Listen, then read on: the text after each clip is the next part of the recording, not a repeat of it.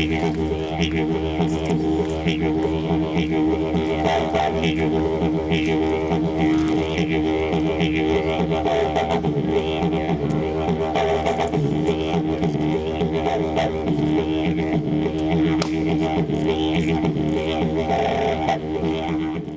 welcome to A&R News. This is the Raw Report. I'm Ryan Jackson-Saw.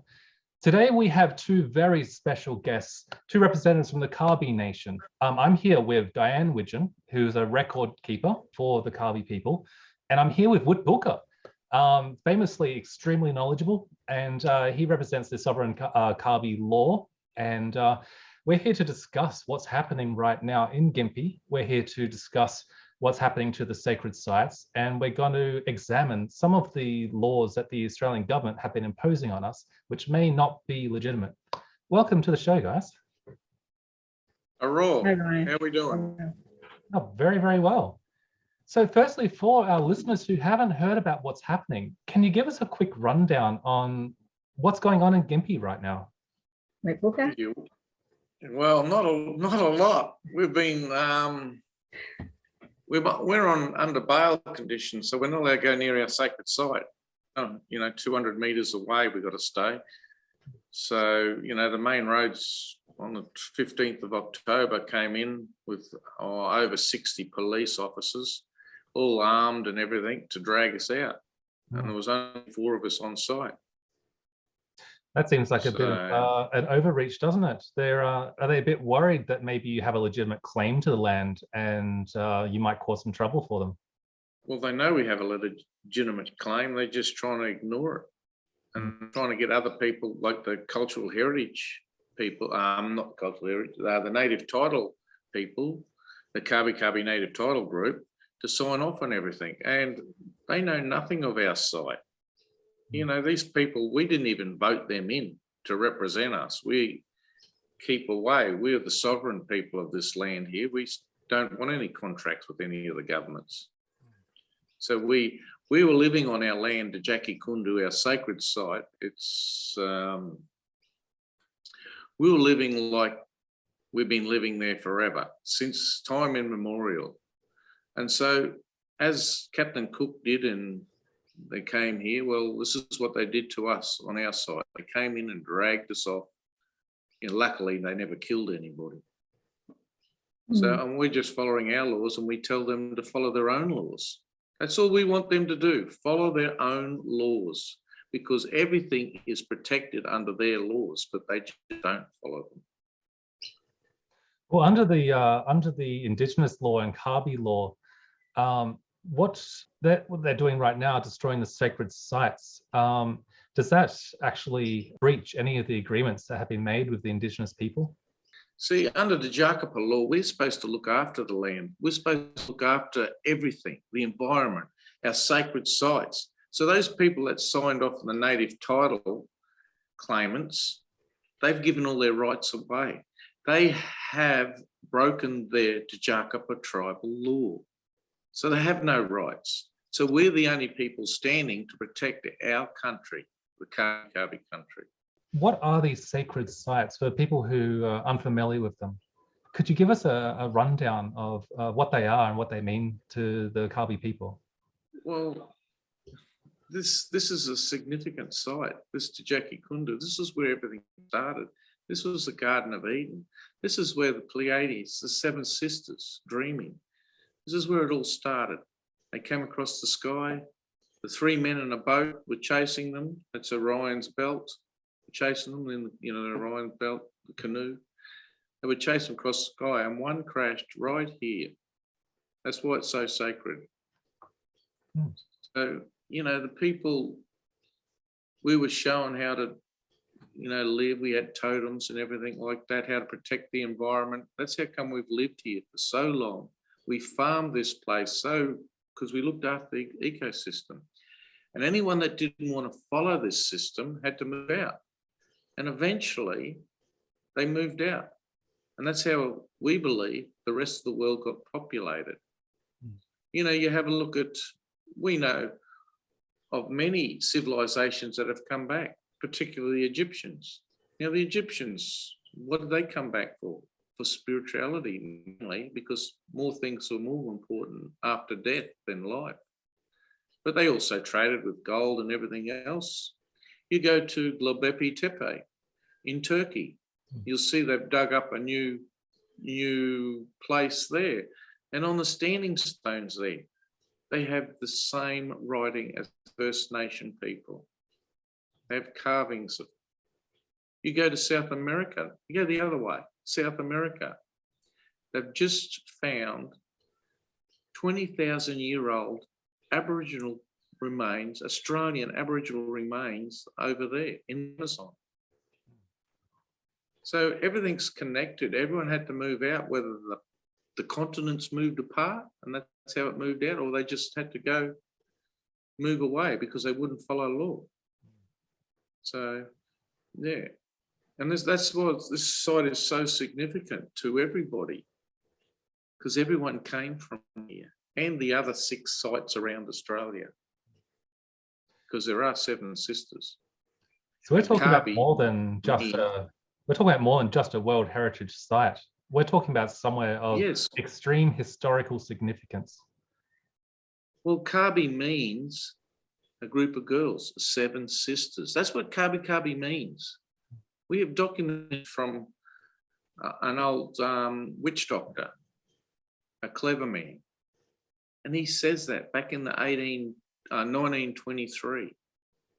He says that he was interviewed, and he says that's what Kabi means. So, yeah. But the first explorers, when they also came, Leichhardt, he says this place is a Garden of Eden. It's got everything. That's why the Bunya Proclamation, the Bunya gatherings, everyone from Australia used to come here because the food was here to hold a big ceremony for intertribal parliaments every 7 years or so. You know, people just don't understand there was such a civilization here way before the Europeans came, because we used to trade also with the Chinese, the Dutch. They've all been here. The Europeans all knew this place. They had a treaty written up in the 14th century that they weren't allowed to come down here and do what the British did. But the British just ignored it all. So the British colonies, what we call the Australian government now, is basically through the tribal agreements, basically doing whatever they want. If they want to bulldoze sacred sites, they can bulldoze sacred sites. There seems to be no legal protection. But do they have the legitimate claim that they say that they do over this land? The laws are really ambiguous. Sorry, Rebecca. The laws are really ambiguous. They say that they're supposed to protect sacred sites, but there's nothing to say what constitutes a sacred site. So a tribal group can say, this is our sacred site, and say why it's significant. And the government can say, oh, but it's not a sacred site. So the minute they say it's not a sacred site, then obliged to follow their own laws. And that's what's happened with Jackie Kurundu. That's what's happening on Wangan and Jagalingou country. That's what happened with the destruction of Juukan Gorge and the Jabwarong trees. They say, oh, it's not significant, therefore we can do whatever we like. We're not obliged to follow these laws. So if they say there's no cultural heritage, well, then they're free to destroy everything. And that's what's happening. They get tribal groups to sign off and say things are not cultural heritage. They're not important to them. Therefore, the government says they're not important to anyone. They're not significant, so they can be destroyed. See, this Jackie Kurundu, you know, his standing stones were there. We got photos of standing stones, 1927, 1946, and 1968. Photos of standing stones still standing. But they've come in, once they've dragged us away, they've come in and bulldozed everything. There's even grinding grooves that are hidden up there on top where the big borer ring, the main borer ring was. It had dirt thrown over it, plastic thrown over it, and more dirt. And then they grew their garden over it just to hide it from everybody, so they knew there was nothing there. See, I did an interview, not an interview, 2014, we went through there. Cultural Heritage Report with Main Roads, Tanya Harding. I'll name her because she's just not a very nice person. And they just ignored everything we said. And then 2014, I had the Aboriginal applicants, or Kabi applicants for native title, because we were a part of native title at that stage. We had them, there was about 4 of them, and myself went into the main roads at Gympie here. We had a meeting with Tanya Harding and another lady, and we said this site's a sacred site. It's a landscape site. And what she do, she gets up and runs out of the office and must have talked to a big boss and comes back, no, we can't have that, we can't have that. And then we said it again, and she goes out again. And then so we had to leave because they're not listening to us. Since 1968, the late 1970s, sorry, they've known it's a sacred site. My elders were telling them when they drew the line on the map that for the highway bypass, it's a sacred site. But what do? They just ignore all our culture, all our belief systems. It's genocide. That's what it is. They know everything's there. We've showed them photos. We've even had LiDAR tests done there to show there's a lot of stuff under the ground. Even satellite LiDAR imaging, it tells you what's under the ground. Well, there's caves. There's 3 caves under there, and there's tunnels going in there. But Main Roads, Mark Bailey wouldn't come to the site to see what we're talking about. They just ignored us. And under his duty of care, as he is a representative of the government, he was to come to the site to have a look.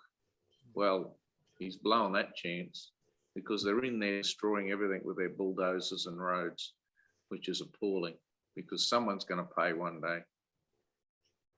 Your jurisdiction, you're not allowed to make laws for another state. That's why we're not in your constitution. We're not in your constitution. So how can you come here and turn up and say this is your land?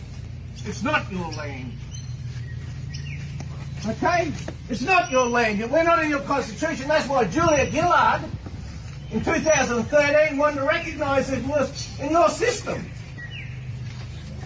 My name is Marcus Sang. I am acting as an agent of the Department of Transport and Main Roads, TMR, who are the lawful owners of the land that you are now occupying. They are not lawful. They're illegal. Unlawfully private on this corporation. Land. I advise you are not permitted to be on this land. And the state of Queensland a corporation has no rights. A corporation has no rights. Accordingly, you have no lawful right to be here. This is outside the land. Have previously any of you police want to follow me and I'll show you the diamond roofs, I'll show you the stone, standing stones, I'll show you everything that's up here. I am hereby directing you to remove yourself and your personal property off this land within the next 30 minutes. You're going to have nothing. Queensland police officers will assist TMR in your removal. If you do not leave with your property will be impounded. You will receive a letter here today with directions of where you can collect your impounded personal property and or vehicles. Right, if you do not want your personal belongings impounded, you have no lawful instrument. You have no you must remove yourself within 30 minutes. For another state. You cannot make laws for another state, okay? My name's Inspector Pat Swindell, Deputy Patrol Group. You've been asked to leave the... You've heard the laws. You've heard the laws. Main roads. The TMR representative, Marcus Sang, has requested the Queensland Police Service assist them in removing you from this site. You may have a legal grievance with the TMR about this, but you need to pursue that grievance through the court, not here. The Queensland Police Service is here to assist TMR with removing you from the site today. If you fail to leave, QPS will use reasonable necessary force to remove you. We do not want to do that. TMR has informed me. It appears to be a deliberate cover-up. We had a paleontologist working with us with the technical team that were doing the surveying of the site. And she reported to Transport and Main Roads after they arrested us and took us off the site that there were artifacts there that she wanted to go and remove, because they'd been left there in situ so that an archaeologist could do proper scientific testing when they were removed. And they basically ignored it. We even sent photographs of the stone axes that we found on the site that were still in situ on the site, and they refused to allow anyone to go in and show them where they were or remove them. So it was their clear intention to cover up any Aboriginal cultural heritage on the site and to destroy it all. If they were fair income about their cultural heritage obligations, not to destroy Aboriginal cultural heritage, they would have asked Alicia, the paleontologist, to go onto the site and point out where the artifacts were as it was. They did not do that. They just moved in with bulldozers straight away. So it makes me sad to hear about this. See, we have a what you call a leftist government right now, and when it comes to organizations and groups like Black Lives Matter, they will fill the streets and they will protest if one man is killed by a police officer in America. But what are they doing about this? This is so much of a bigger issue right now. You're actually standing to lose the very lands of your cultural heritage. Maybe it's time Well, for... it's not only us. Yeah. Yeah, well, it's not only us going to lose, it's everybody. Everybody, because everybody comes from Australia. Everybody. Yeah, lots of non-First Nation people feel spiritually connected to sacred sites in a similar manner to the tribal people who are actually connected to those sites by their blood connection to country. And they are appalled at what's happening. And a lot of people are standing together. There are a number of freedom movements at the moment, and they've realised what First Nation people are trying to do, bringing everyone together in the spirit of the Wurrung to make this place better and to protect country. And they're inviting First Nation people from all over the country, and it seems to be that at a grassroots level, ordinary people are connecting. And they're not worried about race. They're just wanting to work together to stop the destruction of not only First Nation rights, but the rights of all people on this land, because that's what's happening at the moment. Governments and government agencies are destroying everybody's rights.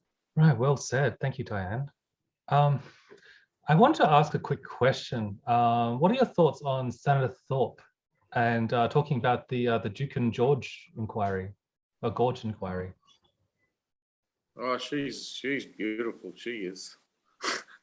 She just says it how it is, and she's standing up to the parliaments or the Senate and telling everyone what should be done. She's saying these sites need to be protected. It's not only the benefit for us; it's the benefit for everyone in Australia. To learn your history. To learn everything of what happened on this land. So no, I just think she's doing a good job. She's bringing everything out. Extortion of money. The industries. The government provides so much money to these big organisations, these big corporations, when they don't need it and they don't pay tax. She brings all that out. It's really good. Yeah, I think she's a powerful woman standing up for her people, but not only for her people, for all the people on this land that are being oppressed. And that includes white people as well as Black people and all the immigrants. She has a good heart and she's not afraid to speak the truth. But unfortunately, she's not being listened to by, the people who think they run this country. Well, I certainly hope that we see some big changes. And there's been a call put out for all people, all First Nation people, to join right now at Kabi, at Gympie, to all come together. And there has been some wonderful protests. There's been some great speeches and demonstrations given so far. And we would like to help you to reach out to the international community, because I believe that this is something that requires international support to intervene from our government activities. Because you're right that they're simply not listening, and they need to be forced to. There should be accountability. And I would like to thank you both for reaching out and speaking about these issues, because they're so important. Thank you. Well, thank you for taking notice too. Because if we don't all stand together against this tyranny, imagine what this country and this planet will be like in 5 years or 10 years' time. There is actually a movement called SOS Australia. Those people contacted me last week and tried to connect with us over the weekend, but the internet and the phone didn't work on at that time. But there's a number of these organisations that are working all around the world. There's one in Scotland, England, Germany, Poland, Spain, and in America, and they say there's others. They're just the ones that have made contact, and they're saying they want to stand with First Nation people and all people in Australia, stop what is happening here, because they find what's happening in their countries is bad, but what's happening here is far worse. Yeah, absolutely. So it's really good that it has reached people overseas. What we're trying to do is go around to all the meetings and have a say, so people can realise what's real and what's not real, and so they can stand up. And it's all about learning. That's what it is. It's about learning what's really going on. We don't want our kids, our future kids, grandkids, and down the line have nothing. They're just slaves. We need to stand up now and do something now. Protect everyone's kids. That's what we're trying to do, is just trying to get out to everybody. Absolutely. Well, thank you again both for speaking up, and we hope to see you both again on the show as we continue this fight together and broadcasting to the world what is happening. If you'd like to give your details to anyone that might want to contact you, maybe want to get involved in helping this fight, where should they go? The Kabi Dreaming Facebook page is probably the best place to make first contact with us. It's Kabi and then a full stop, Dreaming.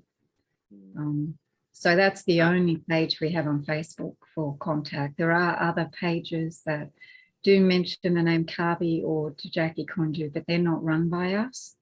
So the Kabi Dreaming page is the best page to make contact. Wonderful. And we really feel, everybody needs to join together, because together we're far more powerful and we can make change. That's it. We're under Wirrachin. Yes. Black fella and white fella working together. Beautiful. Yes, that division that stopped this from happening in the past. And I think the internet is a great tool, and people are wise to the fact that First Nation people here are not all alcoholics or drug addicts, and certainly not all pedophiles. And the propaganda that's been spread about people is gradually being overcome, because people are seeing that First Nation people are human just like them. Absolutely. Yeah, well, we had a big do. We had a big do on the weekend, and the amount of people that just come out just to support us, it was unreal. It was out in the bush, a creek there and everything, and everyone just sat around and talking about their situations. It was really brilliant. And you're having ongoing demonstrations, is that correct? Well, people keep inviting Kabi people to join their functions, whether it be protests or gatherings or talks. So Kabi people really haven't got time to organise things to have our own functions at the moment, because everyone is joining together in the spirit of the Wirrachin, and they're wanting Kabi people to speak to their people. So it's really wonderful. So there's something going on at least once or twice a week. It's wonderful. Really good. Well, don't forget, folks, to go and check out that Facebook page and get involved. raise your voices together. When we put our voices together, we can have a big impact and we can really help with this cause. And thank you both again. I wish we had more time, and I'm sure you have a lot more to say. But is there any final messages that you'd both like to share with our listeners today? Just share everything. You know, we all need to come together and be as one. Yes, because together we can make change. We can get all our rights back. And God willing, the government will recognise thank you, our Ryan. God-given rights. Thank you very much. Thanks, Ryan. Thanks, guys.